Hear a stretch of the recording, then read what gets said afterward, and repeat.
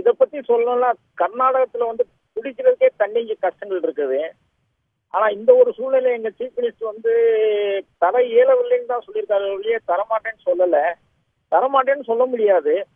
அதே நேரத்துல வந்து தமிழ்நாட்டினுடைய விவசாயிகளுடைய கவனத்துல கொண்டு வரணும்.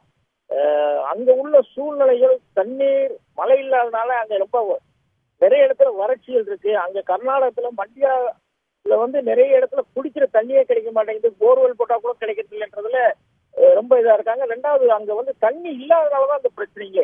தண்ணி இருந்தா கொடுக்காம இருக்க போறதுல ஏன்னா அன்னைக்கே சொன்னார் கர்நாடக விவசாயிகள்லாம் வந்து இங்க வந்து பாருங்க தண்ணி இருந்தாலும் நான் கொடுக்கலாம், தண்ணி இல்லைன்னா என்ன செய்ய முடியும்.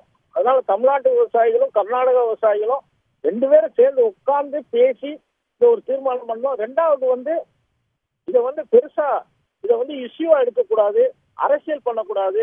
உண்மையான நிலவரம் என்னன்றதை பார்த்துக்கணும். சிஎம் வந்து உண்மையான நிலவரம் தெரிஞ்சுதான் பேசுறாரு.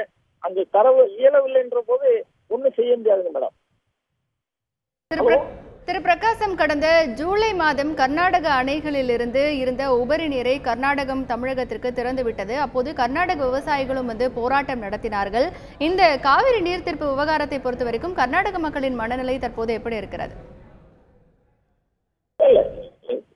மண்டியால வந்து தண்ணீர் இருந்தது. அங்க எவ்வளவு கொடுக்க முடியுமோ அவ்வளவு கொடுத்துருக்காங்க. இன்னுமேலும் எவ்வளவு முடியுமோ அவ்வளவு கொடுப்பாங்க. ஆனா கொடுக்க மாட்டேன்னு சொல்லல, கொடுக்க இயலவில்லைன்னு தான் சொல்லிருக்காரு. அதனால மழை பெய்ஞ்சுன்னா கண்டிப்பா தண்ணி திறந்து விடுவாங்க. அதுல ஒன்றும் மாற்றம் இருக்காது.